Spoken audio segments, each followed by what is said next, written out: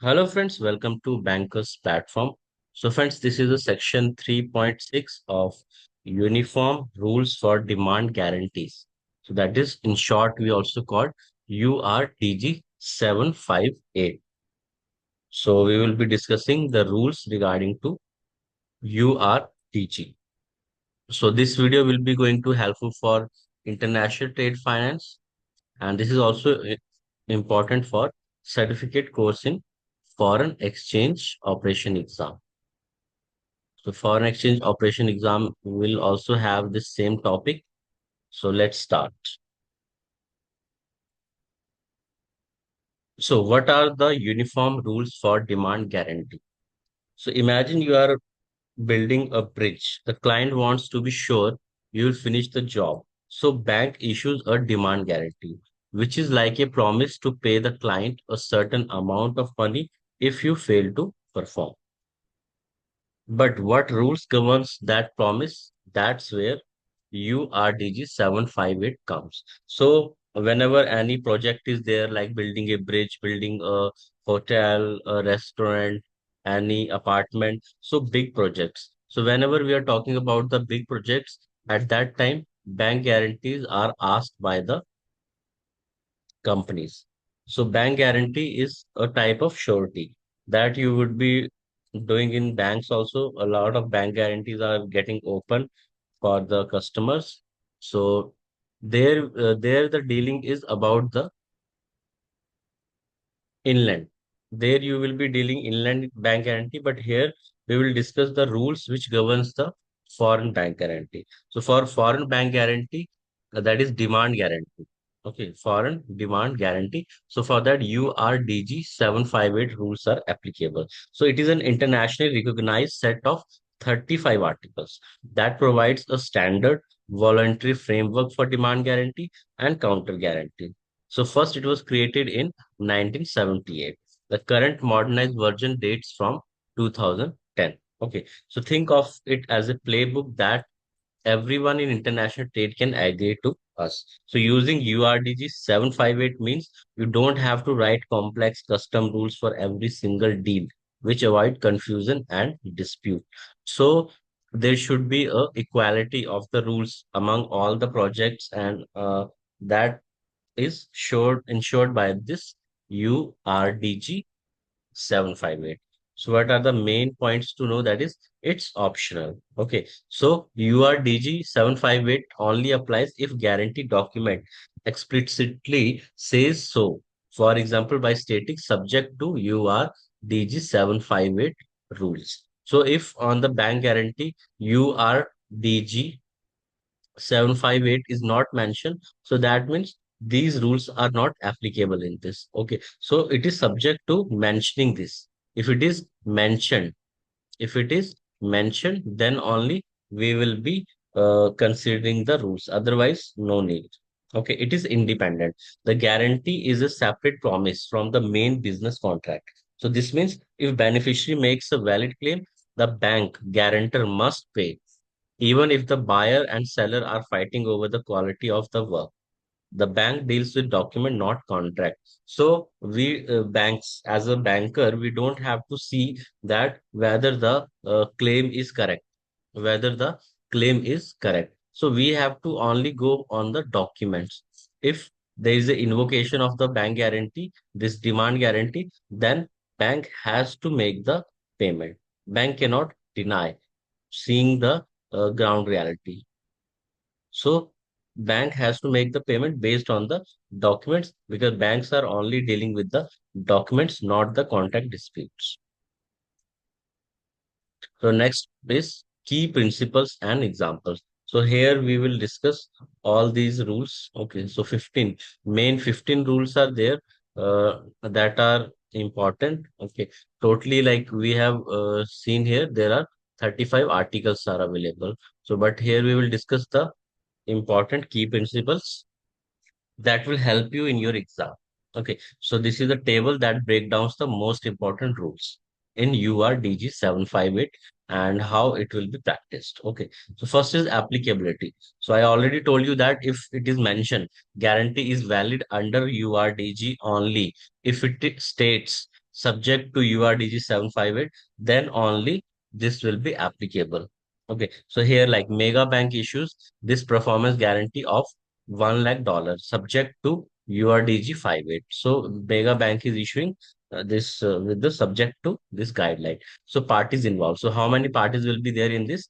There will be three parties. First will be applicant who requests the guarantee.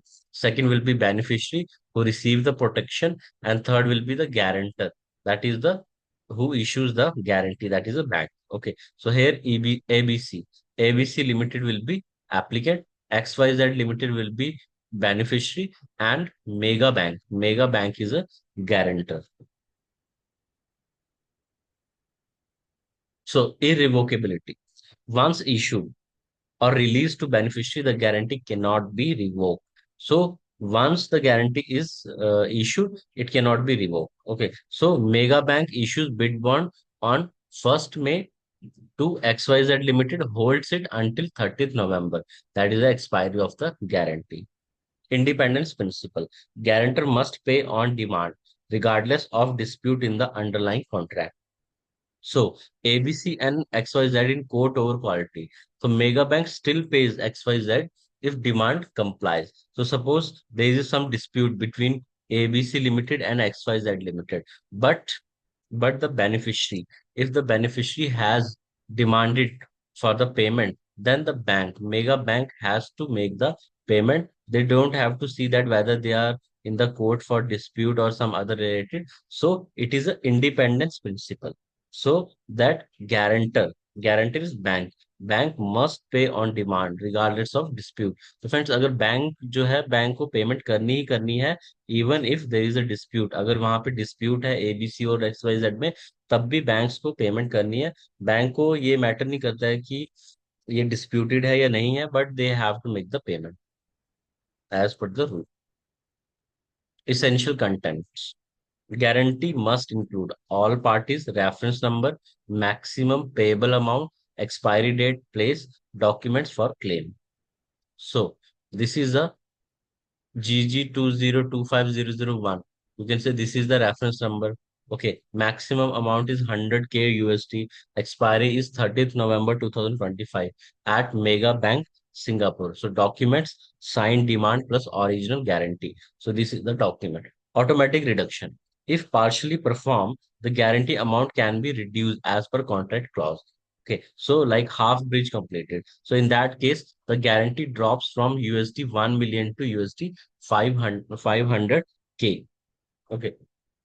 Next is making a demand. Beneficiary must send a signed demand with required documents before expiry. So beneficiary has to send a signed demand with required documents.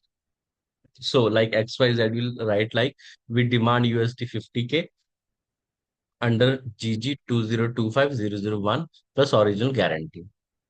Examination period. So guarantor has 5 business days to check and respond to the guarantee. So same like UCPDC. Like in UCPDC guideline, we get 5 banking days to check the documents of LC. In the same way, here also 5 business days or banking days are available for checking the documents. Multiple demand. Multiple demand allowed as long as total less than equal to maximum amount and each before expiry. So that company can demand in multiple times also. Sometimes they will ask, give us $30,000, give us $20,000, give us $10,000. But USD, this is the 100K is the limit. So in three demands also, that like previously we understood that half bridge is completed. So he will ask only 500K. Okay. So here, sorry, he will ask the half amount or whatever. So he can ask in the different, like multiple demands can also be there. Suspension for extension. If demand also seeks expiry extension, payment may be paused for up to 30 days. So demand asked to extend to 31st December. So guarantor may suspend till 30 days later. So non-complying demand. Guarantor may reject a faulty demand but must issue one detailed rejection notice citing violated article. So rejected under Article 14 and 16, no signature on demand. So whatever the reason will be there, that to be mentioned. That should be mentioned by the bank properly if they are rejecting any demand. Okay. So due to non-compliance. So non-compliance is there, then they have to give the notice citing the violated articles. So as per which article they are rejecting the document, that also they have to mention. Provisional payment. So guarantor may pay non-compliant demand if applicant agrees and get reimbursed. So ABC tells Mega Bank, pay XYZ anyway, we will reimburse. Okay. So transferability. So in transferability, the guarantee is non-transferable unless it explicitly says otherwise. So if it is written in the guarantee, then only it can be transferred. But otherwise, it will not be transferable. Okay. The guarantee is transferred once to QRS Limited. So if it says like that, then only it can be transferred.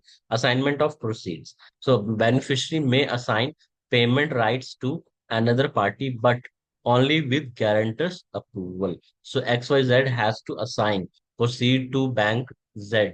Mega bank must confirm in writing. Okay. So governing law and place. So by default, guarantors local law or courts unless otherwise stated. So if it is not mentioned any like where the disputes will be handled, so the dispute will be handled in the local law or courts of the guarantor, that is bank. So this guarantee is governed by Singapore law. So like we are seeing here, Singapore bank has given the guarantee. So law of Singapore will be applicable on this. So now we'll discuss the life cycle of a demand guarantee. So how a typical demand guarantee works. So first here, the agreement. So a buyer and seller agree on a deal. Okay, they will agree on a deal. Like contract requires a performance guarantee for $1 lakh. So which will be subject to URDG 758.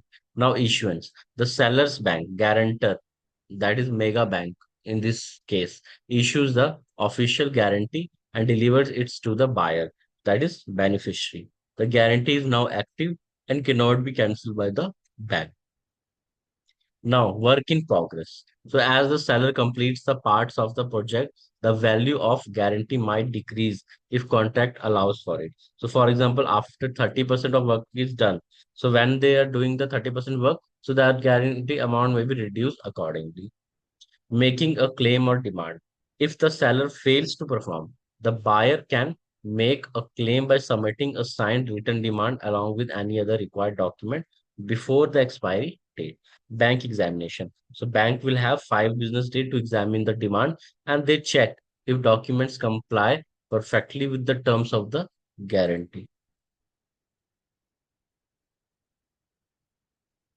Then the sixth point is the outcome. If compliant, whatever the demand is there, if it is compliant, so bank will make the payment. Okay, the bank pays the demanded amount to the XYZ immediately. And if not compliant, the bank rejects the demand and sends a single notice explaining all the discrepancy. And the end, if no demand is made by the expiry, the guarantee simply ends and the bank's obligation is over. The parties can also mutually agree to cancel it early. So this is the full process of this demand guarantee. It is just simple like a bank guarantee only. If you know, it is the same process. Okay. So recap is that this 758 URD 758 provides a clear, balance and voluntary set of rules for demand guarantee for rules to apply. So it must explicitly state subject to URDG 758. The core principle are the guarantees are irrevocable and independent of the main contract. So remember the key timeline. A demand must be made before expiry. The bank has 5 business days to check it and a request to extend the expiry can pause payment for up to 30 days. So these are the main points that you have to remember with the exam point of view. From here, anything can be asked. So here simple case study is there that Himalayan Construction, a firm in India, wins a contract to build a small hydropower plant for government of Bhutan. The contract requires a performance guarantee of 5 lakh dollar to ensure the project is completed on time. Applicant is Himalayan Construction and beneficiary is Government of Bhutan, and the guarantor is State Bank of India. So SBI issues the guarantee clearing stated subject to URDG 758. The project falls behind schedule 2 weeks before the guarantee expires. The Government of Bhutan claims that Himalayan construction has failed to meet a key milestone. So the Government of Bhutan submits a signed demand to SBI for $2 lakh, stating the reason for the claim. So now how this URDG 758 will work. So here what will happen? The independence principle. So Himalayan Construction immediately contacts SBI claiming the delay were not their fault and that the demand is unfair. However, under URDG 758, SBI duty is not to investigate the construction dispute, but to examine the documents. Okay, so that doesn't matter. ये matter नहीं करता है कि like अगर Himalaya construction जो है वो SBI को कांटेक्ट करता है कि उनका फॉल्ट नहीं है ये प्रोजेक्ट कंप्लीट होने में, so bank is not bother about, bank को उससे कोई फर्क नहीं पड़ता. Bank has to make the payment as per the documents. Okay. So examination period. So SBI takes next 5 days. So जो SBI है वो 5 days लेगा. Okay, and they will check if the demand from the Bhutan is compliant with guarantee terms and the demand was signed, submitted before expiry and met all the documentary condition. अगर ये सब चीजें match करती है, then the payment. Because the demand was compliant, SBI pays $2 lakh to the government of Bhutan. So SBI will then claim this amount from Himalayan Construction. So Himalayan Construction, this Himalayan Construction's only option to recover the money is to resolve the contractual dispute with the government of Bhutan separately, possibly through arbitration or court. So in this way, it doesn't matter that Himalayan Construction is going to their bank. Okay, that will not matter. So here is a quick chat. So this type of activity we have added so that it will be very easy for you to understand. So Rohan is a student and he's asking, Professor, I am a bit confused by the independence principle. If the applicant is actually right and beneficiary is making unfair claim, what does the bank still have to pay? So that's the most critical concept in guarantee, Rohan. So it is a great question. Think of demand guarantee not as a part of sales contract, but as a separated sealed promise from the bank to the beneficiary. The promise is simple. If you present these specific document to me before the expiry date, I will pay. So same again. So bank has to pay. So bank does not get involved in the he said, she said, or the of the main contract. Okay. So here, Professor Anna is telling exactly banks are expert in documents, not in construction project or the quality of the shipped goods. So imagine the chaos if a bank in India had to investigate a dispute about a half-built power plant in Bhutan before paying. So it would be impossible. So the guarantee is designed to be a rapid, reliable source of cash for the beneficiary. If something goes wrong, it gives them security. So that is how it is independent. Okay. So now Rohan is telling, but what about protecting the applicant? What's their safety net? So Professor Anaya, their safety net is main contract itself. If the applicant believes the beneficiary claim was fraudulent or unfair, they must take them to court or arbitration based on the terms of their contract to recover the money. The guarantee ensures the beneficiary gets paid first to protect their interest, and the parties can sort out the underlying dispute later.